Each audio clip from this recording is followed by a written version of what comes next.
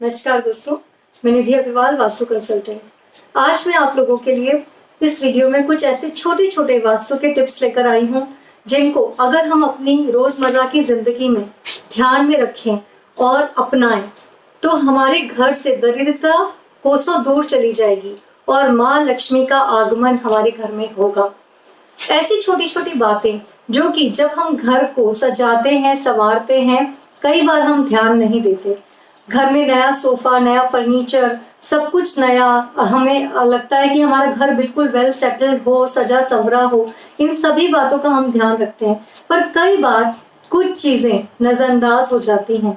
वही बातें, कुछ छोटी छोटी बातें मैं आज आप लोगों के लिए लेकर आई हूँ जिनको अगर हम ध्यान में रखें तो बहुत ही इजी तरीकों को अपनाकर हमारे घर में हमेशा एक सुख, शांति और समृद्धि का माहौल रहेगा।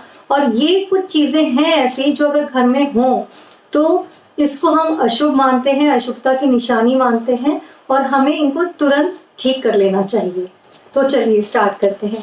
सबसे पहली चीज जिसका हमें ध्यान रखना चाहिए वो है घर के जो भी खिड़की दरवाजे हैं और आपके घर में जो भी अलमारियां हैं, उनके जो भी डोर हैं, दरवाजे हैं, उनको आपको हमेशा टाइम टू टाइम ऑयलिंग करते रहना है। उनमें जो एक गंदी सी आवाज आती है ना, चर चर की आवाज, कई बार आपने सुनी होगी, दरवाजे खोलते हैं, बंद करते हैं, उनमें एक अलग सी आवाज आती है। वो आवाज को हम अच्छा नहीं मानते हैं, उस आवाज को हम एक नकारात्मक शक्ति के रूप में लेते हैं। तो हमें ध्यान रखना है कि हमारे घर के खिड़की दरवाजों में से कभी भी खोलते बंद करते वक्त या किसी भी अलमारी के खोलते बंद करते वक्त वैसी आवाज नहीं आनी चाहिए। तो अलमारी के भी आप जहाँ भी स्क्रू हैं, उसके कब्जे लगे हुए हैं, जहां पर भी उसके जॉइंट्स हैं, उनको हमेशा ऑयल से ग्रीस करके रखिए। दूसरी बात, मकड़ी के जाले, काउ वेब्स, जिन्हें हम कहते हैं कि जगह जगह पे आपने देखे होंगे, घर में पूरी साफ सफाई है, घर के कॉर्नर्स पे मकड़ी के जाले लगे हुए होते हैं।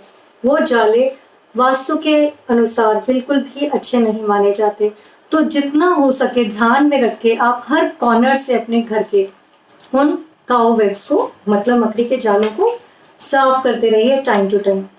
तीसरी बात, कई बार होता है घर में सीपेज आ जाती है, कहीं पानी का रिसाव है, कहीं अंदर से पानी दीवारों में जाकर पानी के जाने से वहां पर एक सीपेज से बन जाती है और जो पेंट होता है वो फूल जाता है, क्रैक हो जाता है।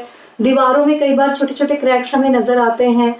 ये भी हम वास्तु के निगाह से बिल्कुल भी अच्छा नहीं मानते। इसे हमें तुरंत रिपेयर कराना चाहिए, ठीक कराना चाहिए।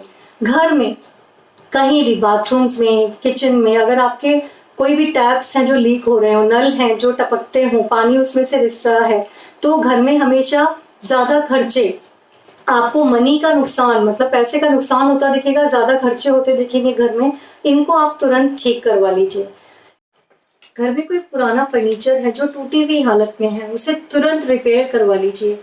अगर आपके कपड़े ऐसे हैं कुछ की जो फटे हुए हैं, आप ध्यान नहीं देते हैं, फटे हुए कपड़े, फटे हुए जूते, इस तरीके की हालत में अगर आप कपड़ों को या जूतों को पहनते हैं, वो भी दरिद्रता की निशानी होती है। उन्हें तुरंत आप या तो किसी को दे दें या उन्हें ठीक करवा लें, तभी आप उनको घर में रखें। इसके सिवा जो चीज़ें हैं, हमारे घर के जो शीशे होते हैं, घर में अगर कहीं भी शीशे हैं, मिरर्स हैं, उनको आप हमेशा नीट एंड क्लीन रखिए, एकदम साफ रखिए। जितना आप अपने घर के शीशों को साफ रखेंगे उतना ही आपकी इमेज भी साफ रहेगी। आप भी अपने अंदर से फील करेंगे कि आप बहुत ही पॉजिटिव वाइब्स के साथ हर काम कर पा रहे हैं, हर चीज को एक प्रॉपर विजन के साथ, क्लियरिटी के साथ देख पा रहे हैं। घर में अगर बंद घड़ियां हैं जो कि चालू हालत में नहीं है, चलती नहीं है, खराब है, तो या तो इन घड़ियों को आप तुरंत चालू करवा लीजिए, सही करा लीजिए, चाहे वो वॉल क्लॉक्स हों, चाहे रिस्ट वॉचेस हों, और या फिर आप किसी को दे दीजिए, घर से बाहर कर दीजिए। जो भी ऐसा सामान है, कई बार बर्तन होते हैं, बर्तन में क्रैक्स आ जाते हैं, लोग उन्हीं बर्तनों को यूज करते रहते हैं, टूटे हुए क्रॉकरी को यूज करते रहते हैं। ऐसा कोई भी टूटा हुआ सामान या खराब हालत में जो सामान है, हमें उसको घर में नहीं रखना है। आपको पता है जो भी सारी चीजें मैंने बताई हैं, ये सभी चीजें नेगेटिविटी को कितना ज्यादा अट्रैक्ट करती हैं। जो भी, जिसको भी हम नेगेटिविटी बोलते हैं ना, नकारात्मक शक्ति, वो इन्हीं चीजों में जाकर वास करती है। तो हमें अपने घर को इन सारी नेगेटिव चीजों का वास करने वाली जो है, ऐसी चीजें हैं जहां पर नेगेटिव चीजें आके वास कर सकती हैं, इनको हमें अपने घर में नहीं रहने देना है। हमारे घर को क्लटर फ्री रखना है, डस्ट फ्री रखना है। हमेशा टाइम टू टाइम, जैसे मैंने बताया, घर की सफाई करते रहना है। दिवाली का वेट नहीं करना है। जैसे अभी दिवाली आ रही है तो सब लगे हैं अपने घर को जोरों शोरों से साफ करने में। हमें ध्यान रखना है कि साल भर हम अपने घर को इसी तरीके से साफ सुथरा रखें। घर में हमेशा गंगा जल का और गौमूत्र का छिड़काव करते रहें। गौमूत्र को बहुत ही पवित्र माना गया है, तो हमेशा गौमूत्र और गंगा जल का छिड़काव घर के हर कोने में, छोटे छोटे कोनों में जाके करते रहना चाहिए। उससे भी नकारात्मक शक्ति घर में नहीं रहती।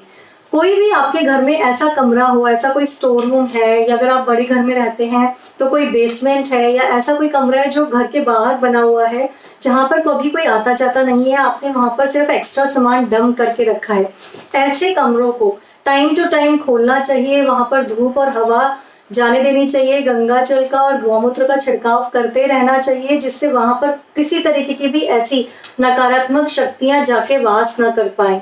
और अगर ऐसा सामान उन कमरों में आप भर के रखते हैं जो आपको लगता है कि कभी काम आएगा, तो वहां से वो सामान आप प्लीज थोड़ा कम कर दीजिए। जो आपके यूज का है सिर्फ वही सामान रखें, बाकी सब सामान आप किसी को दे सकते हैं। अगर आप इतना सामर्थ्य रखते हैं कि आप किसी का भला कर सकते हैं, तो अपने हाथों से कुछ दान धर्म करते रहिए, लोगों को हेल्प करते रहिए। ऐसा सामान जिसके काम आ सके उन गरीबों को देते रहिए।